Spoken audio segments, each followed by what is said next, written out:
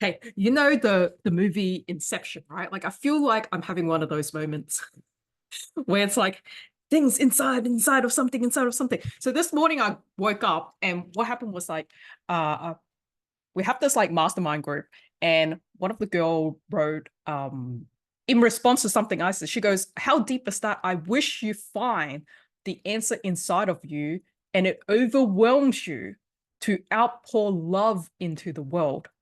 And when I saw that, I immediately wrote back, "Did you hear the echo of that?" What she was saying to me is exactly the message that she needed to hear for the problem that she is having. And that's come up again and again for her. And it made me realize, connect that to the quote of the world is a mirror of your internal state, right? The world is a mirror. The reason why we talk to anybody is that they are a mirror to reflect to us the insight we need to see by saying our thoughts out loud and having it reflected back to ourselves. That is the learning for us. Because we can see the similar situation in other people, but the through line of the learning, we get it from others that comes back to us. And it isn't often obvious. So sometimes we miss it. So it is our friends that can reinforce that back to us. And by talking to people, that's when you grow. That's why if we are in isolation on our own, we would never learn anything, even though the answer is within. The answer is within, however, we are an interconnected species. Let me take this further. So every trigger that we have in our life, I'm kind of having this like aha moment. So I feel like I need to say this before it's gone, right? It's like every person that I've ever had, like, feel the frustration with, whether that's with my grandma on my mom's side, whether that's with the auntie that kind of it was in the same house, whether that's with my grandma on my dad's side, these three characters are probably the three people in my life that has created the most pain, let's just say, within me. Why? First one, my grandma on my mom's side, she made me feel unworthy, that I was just a transaction because she was looking after me for child support money. So I saw myself as like, I'm just a dollar sign. She doesn't even care about me. She wouldn't be doing this if it wasn't for the transaction. And because of her, now, just go back all the way to the start of how this even started. It was like around what book club is about. And we were looking for why book club exists. That's how the whole conversation started. So now we wrap all the way back around to my grandma made me have this experience, right? And so now I do book club for not a transactional reason, but for transformational reason, right? So for a transform, it's not a reason, it's a transformational experience. So book club works the way it is, and authors come back again for free because book club is not a transaction. It's not a transaction between me and the author. I don't get any money off the book. I'm 100% supporting the author. There's no transaction. The magic of not having the transaction give the transformational experience. This is what I learned from my grandma, right? I was mad about what she was doing. She's only doing this in exchange for money. She's not doing it for love. So now I do this in my life. This is the learning. And when we can get this learning, that's when all our that's when we can forgive, because all our resentment actually ever only stay because we feel hurt. And we feel hurt only because we haven't got the lesson. And sometimes we hold these lessons for life, like all the way to our grave, right? So this is for my grandma on my mom's side. Then we have my auntie. My auntie made me felt like, she just made me feel like in a way that I wanted to throw money in her face. She made me feel this way because every day she was the person that gave us $2 a day. She received a whole bunch of money from this exchange with my parents because my parents were getting a divorce. So they were our guardian. So $2 a day. I have to calculate how to spend this $2 a day every day to make it go as far as I can. So $2 is actually not enough to buy food for the break, like morning tea break, and then for lunch. Because like foil little lasagna or something could cost like $1.40 or something, right? And so what am I going to buy with like 60 cents for morning tea? I can probably like buy milk, or maybe the cheap, like I actually could not buy anything healthy. So I could buy maybe a small packet of chips and milk. That would make my money go the furthest because I feel like I was still being healthy by drinking the milk, even though I was eating trash. But then I could try and save some money from the day before, whatever, to buy like an actual meal. Now, if I bought a little bit more during morning tea, then I would not have money for lunch. So this pain of having to calculate every single cent to make sure I'm not hungry, to make sure I can kind of get through the day, actually made me realize the importance of money. And it also gave me this burning like need, desire to make money on my own. She single-handedly made me realize how important having money is in this world, and that when I grow up, I would do whatever it can is to get my hands on that. So my financial position, how I got accumulated it quicker than majority of people. And by the way, I'm not rich, but it's like I've just been able to get to a point where I can like so-called retire in my 30s rather than my 60s. But here's the kicker. We still need to decide what we do with the rest of our time in our life. Just because we can sustain our lifestyle, which by the way, mine is not huge. It's just, just the same type of lifestyle. I don't have the private jet. I'm not driving a Lambo. Like, I don't have that life, but it's not the lifestyle I crave. Every dollar I made, I put it straight back to my personal development. I knew I needed to grow my soft skills, not my technical skills. Well, yes, that too, because I didn't feel very smart, but I really felt like I need to work on both. I've always known I needed to work on both. So I would spend time hitting the books, studying, but at the same time, I would wonder how I can grow myself. But I knew this was something I needed to invest in. So as soon as I made some money on this bucket, I started spending whatever small amount I can in this bucket, which started with like buying a book, and then buying 2 books, and then buying 3 books, right? Because that's all I could afford. Those books are $20, which is pretty expensive to me at the time. So this is the learning I got from my auntie. So as soon as I became like financially independent, all my frustration, all my pent up like anger towards this person all disappeared. It all disappeared.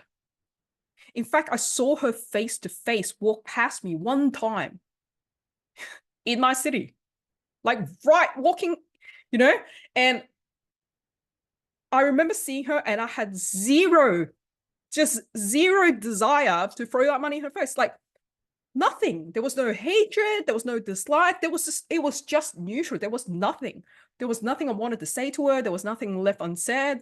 Like everything, nothing. Like there was just no emotion. There's no happy, there's no sadness, there's just acceptance. And so this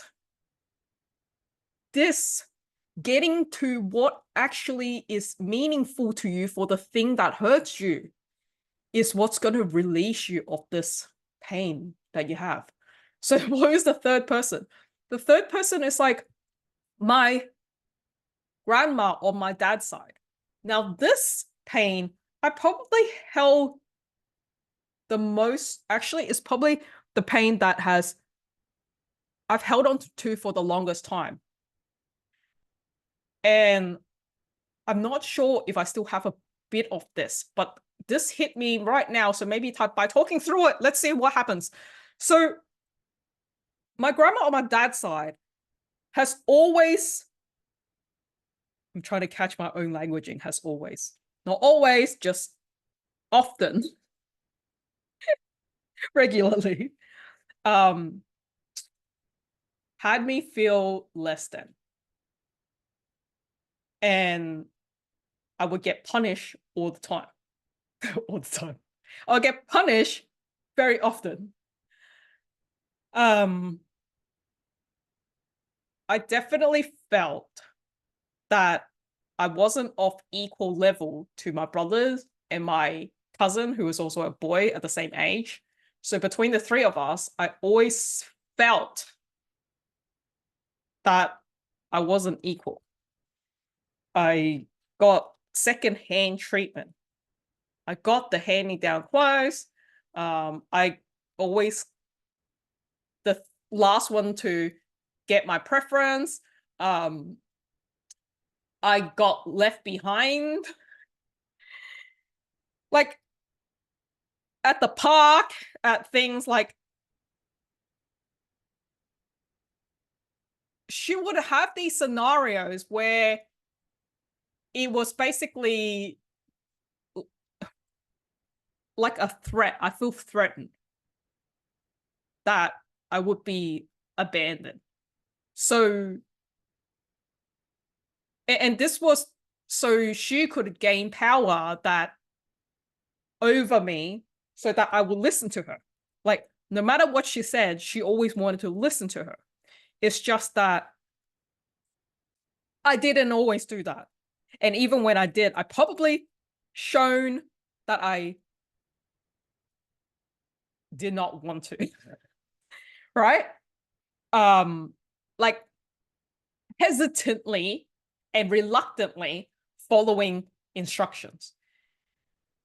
And so she would punish me all the time for this thing, all the time, often. She would punish me often for not doing as I'm told. And so I have this belief of doing as I'm told means I'm a good girl. Doing as I'm told means I'm a good girl. If I don't do as I'm told, I will get punished. And I believe most female girls, or maybe a lot of people, have this belief too, growing up. And it might just be because I feel like particularly with females that we get more of that because that's just what I witness. It is also what I observe in the world. And whether that's true or not, I will never know because can only see the world through my lens. So, which will always be biased, right? Like our view of the world we generalize and we will distort things. And there's nothing wrong with this. As in, we all do this in that if you think your reality is the reality, you're so far from reality.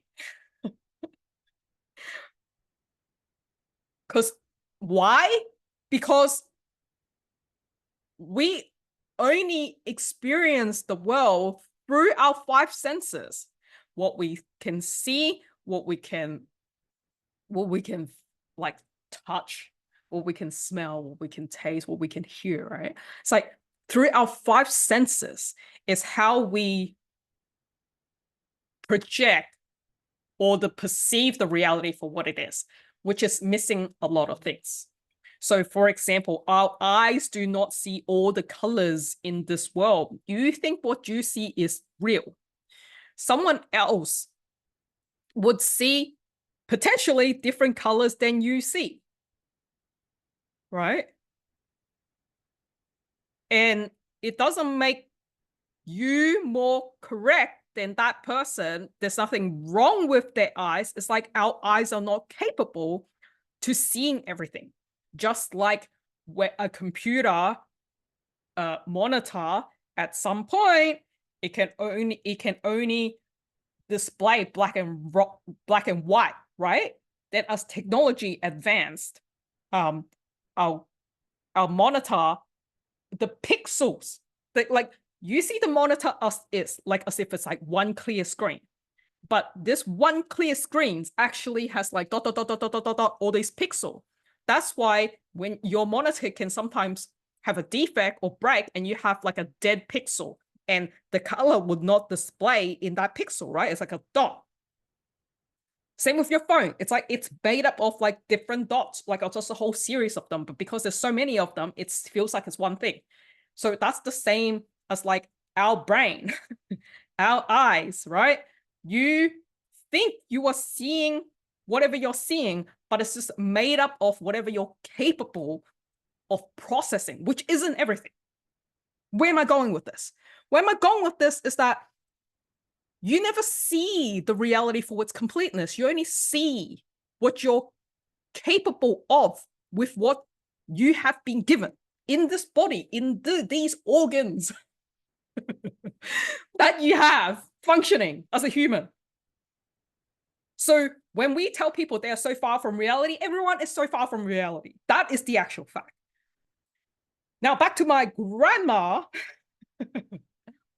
Her reality is just as important as my reality. I cannot compare my reality with her reality because she has gone through a drastically different experience. She has gone through the walls, for crying out loud. She has had to step on broken glass, right?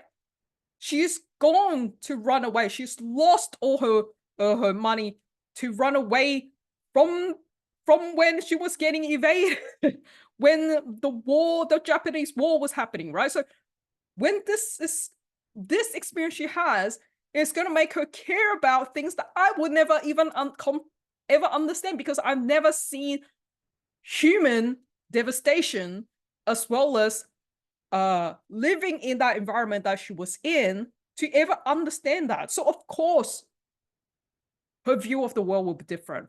And in her era, girls are treated like second citizen, right?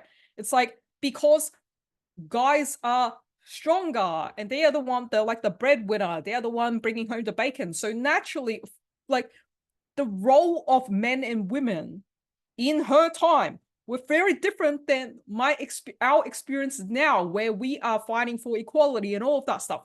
But in her world, majority of women were like the housewife, right? So, which also don't get given education. And even for the lucky ones, like my grandma, who had the opportunity to be educated, this is how she identified herself. She's said this repeatedly again and again, which is like, almost sue you. Like, she's like, oh, 真係衰啦，almost sue you. What does this mean? It means she's saying that she does not have faith with books. She's not destined to be academically smart, is basically what that means, right? She and books do not go together.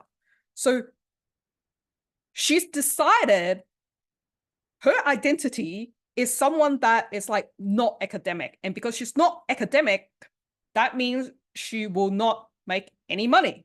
So her duties is to look after the household. Now, with every single person will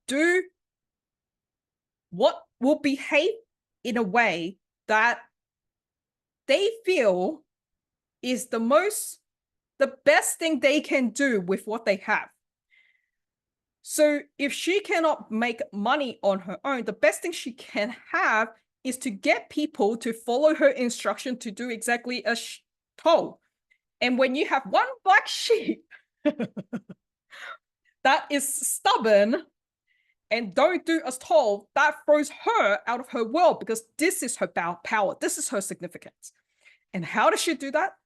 The only way she knows to get people to follow is through fear. For the people that do not follow instruction, for the people that follow instruction, she totally treats them really well. So my brother and that, they get treated really well, right? And it is me that will stand so strong and not do as told, right? Because I will always stand by. Even at this like stupid age, I would always stand by in my belief. And if I felt like I was being manipulated, if I felt like I was threatened to do something, it doesn't work on me. Like, I would rather take the punishment than do as told. So she would always call me stubborn. And because I got punished, I always felt really bad about this thing. My entire life.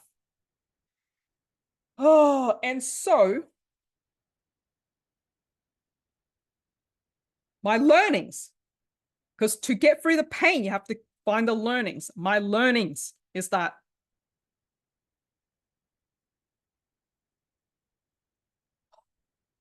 my learning through this is that she controls people by fear, by threat. And there are leaders that can command and get people to follow their leadership through fear, through threat. However, they will never command respect.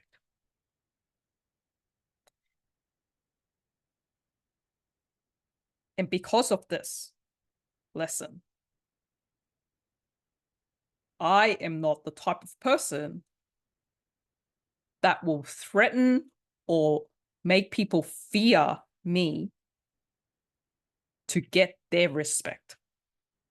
I don't believe leaders should lead in that way.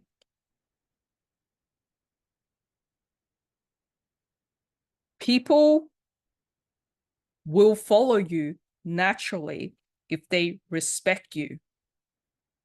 So how do you command respect? By respecting them first. So every time, if I'm in the heat of a moment and I'm not at my best, and I act in a way that I'm not the most proud of, that I would not respect myself for treating someone or saying something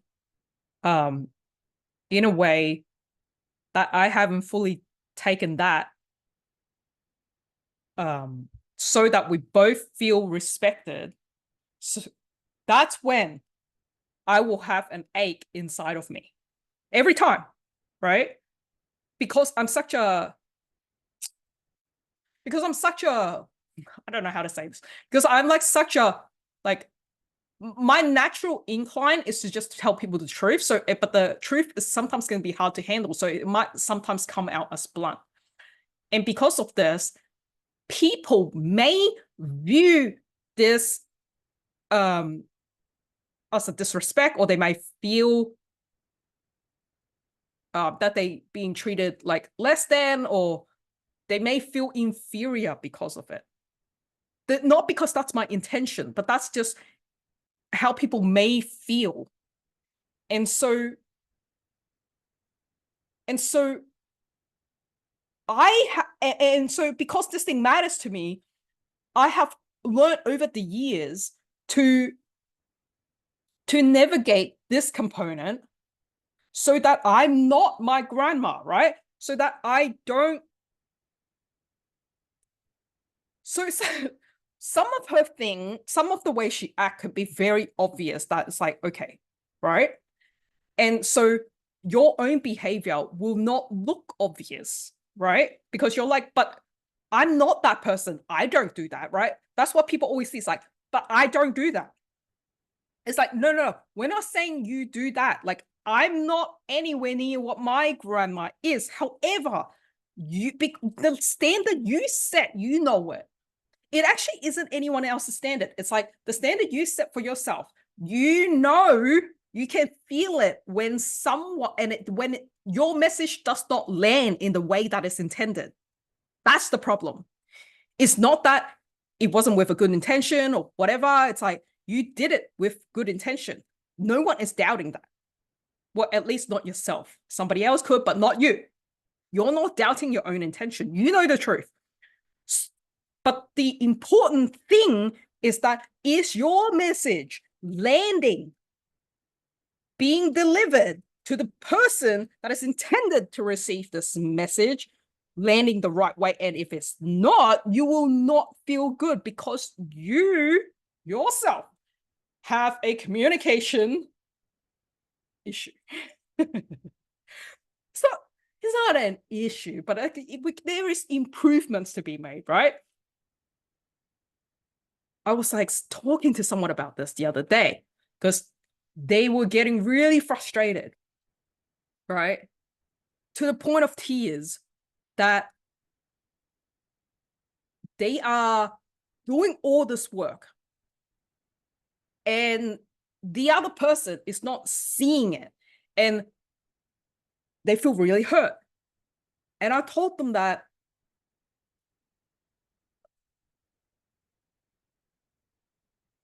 there is no resistant person. There is just ineffective communicator. There is no resistant people. There is just ineffective communicator. Yeah. So it is when we take the power back and own it, that we are the one responsible.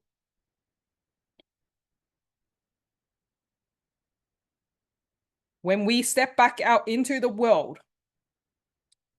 and we interact with people at work, at home, at social situation, at wherever, the interaction you have with the world will reflect back to you exactly what's in here. And if you're getting triggered by any of these conversations, those are the clues for you to work on, not just to make yourself a better person, but that's where things matter to you. How do you know it mattered? Because you are emotionally charged. Why are you angry? Why are you frustrated? Right? Why is that person ticking you off? You are emotionally charged. That means that thing mattered. So don't shrug it off and go, I don't care. Yes, you do. It is telling you here, your brain and your mouth can say whatever words you want. However, inside here, you feel differently. So don't bullshit yourself and just own how you feel. And why do you want to do this? It's because of this. Your feelings that people cannot see unless you express it on your face. Your feelings are your gift. This is your greatest power. That's why there is a saying that the answer is within. The answer is always within, but it cannot tell you because you're searching for it. Like, where is it? What is it saying? Why can't I hear it? What is it? What is it am I digging for? It's like, no, no, no. Your answer is how you feel. Every single thing you do, how do you feel? Good. Do more of that. If you do something, it feels bad, don't do that. You are breaking your own standard that you are unaware of, but you subconsciously know what those standards are. So every time you break those promises, every time you break your own standard, every time you break those things that you aren't consciously aware of, you will feel bad. You can almost very easily just put your feelings into a good and a bad bucket and forget all the other labels we whack on it, right? Like anger, frustration, that's bad. Happiness, like, proud, like growth. It's like, those are good feelings, right? Love, those are good feelings. There's only good and bad buckets to me. So is the thing, when you go to work, do you feel good? Do you feel bad? If you feel bad, why do you feel bad? Because of your colleagues? Because of your boss? Well, what's happening there? Because you're being told to do things that you don't want to do? Well, what is it then? Do you want to be your own boss? Oh, no, but I don't want to do that. Like, well, what is it? Right? If you're complaining about all the tasks that you have to do and you're feeling overwhelmed, then it's like, well, do you like this job? Do you like these tasks? Because we all have 24 hours and you can choose to do different activities during those 24 hours. You chose this job. Don't forget, you chose this job. You signed the contract to be paid this amount of dollars in exchange for this work. If you don't like it, you can change. And why aren't you changing? You're not changing because you're scared of something, because maybe doing interviews feels worse to you. Then the question would be, well, why aren't you getting better interview skills? Why aren't you learning from someone? Can you ask someone that has good interview skills or good resume skills to help you? No, because you don't want to ask someone for help. Well, if you don't want to ask someone for help, how are you going to improve? You can watch a YouTube clip, you can watch something, but you have to do something. You have to find that information either yourself or ask someone or pay for a service, but you have to get that information in order to solve this problem. And if you aren't willing to solve the problem, you will drift through life like most people. And there was one thing that Earl Nightingale said, right? He said that people are just in two buckets. They are either in the 95% bucket or they're in the 5% bucket. And unfortunately, most people sit in the 95% bucket. Because most people don't have an aim, don't have a goal, and they are just surrounded by everyone else. So they do what everyone else does, and that feels good. It feels right because everyone else is doing it. Because no one wants to be cast aside. Just like the way my grandma treated me. Nobody wants to be cast aside. Nobody wants to be abandoned. Nobody wants to be left alone. Nobody wants to be penalized. Nobody wants to stand from the crowds and receive arrows. Nobody wants to dare to say anything so that you will get ripped down. In Australia, we call this the tall poppy syndrome. When you stand out, we will snip you. We will cut you down. We do this all the way back at school. Whenever somebody did well academically, we will call them squares. We will call them names. We will make them feel bad about winning. We will make them feel bad about the A students because it was cool to do shitty at school. Right? To wag school, you were cool. What can you pull to annoy the teacher? You will be cool. Like, why do it? Why do society reward bad behavior? Because we do. You'll get more recognition from your peers by doing cool shit. By doing cool shit. By drinking lots of alcohol. By putting toxins in your body. By doing even more crazy shit that could ruin you in many ways. But you seem to be cool by doing things that are dangerous because danger is cool. What? Why do people do that? And if you want to be, get the accolade or a support or the respect from your peers. Maybe some people will put people down, right? Why do people go down the street and just like throw eggs at people, or like, you know, go kick someone random, like to why the bullies do any of that is because their peers laugh. It's because their peers like clap. You know, they feel superior from doing bad shit. If we are so insecure within ourselves to cause destruction where we are being rewarded for doing bad behavior, we will do more of that, right? And what you don't agree with, what breaks your heart, what makes you angry, what makes you frustrated, when you see the wrong in the world, and those are the things that makes you angry, those are the things you are meant to fix. That is your purpose. So every time when I see people crush female, it's like, I will fight for them. I remember when I was in a relationship, and then and we have never fought we have never had any big arguments. Even when my ex kissed someone at work, it's like, yeah, there was an argument, but I did not even raise my voice. The only time I ever raised my voice in that relationship was when he said, guys are better than girls in every way. I lost. I fought so hard for all the females. And he could not even comprehend or understand why I was getting so worked up. Because at the end of that, he was just like, yeah, I'm just talking about everyone else, but not you. But like, who am I? I'm an alien? Right? I had to fight for all females in that situation. Because that's the bucket I put myself in. That's the bucket I'm in. I don't get stand out outside of that bucket, right? That's what I identify with. So where was I going with all of this? The whole point of this entire thing is the inception, right? The inception being that I'm noticing one thing within another thing within another thing, and these insights will only come when you are in a mastermind, when people are reflecting back to you and you are seeing things reflected back to them, that you begin to heal, that you begin to understand yourself.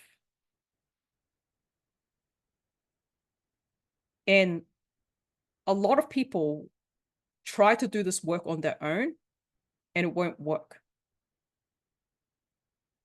That's why being in a mastermind with people you can confide in, people that you trust, people that you can share things, and they will celebrate your progress. They will be there when you feel hurt, because they are hearing you. They are there with you.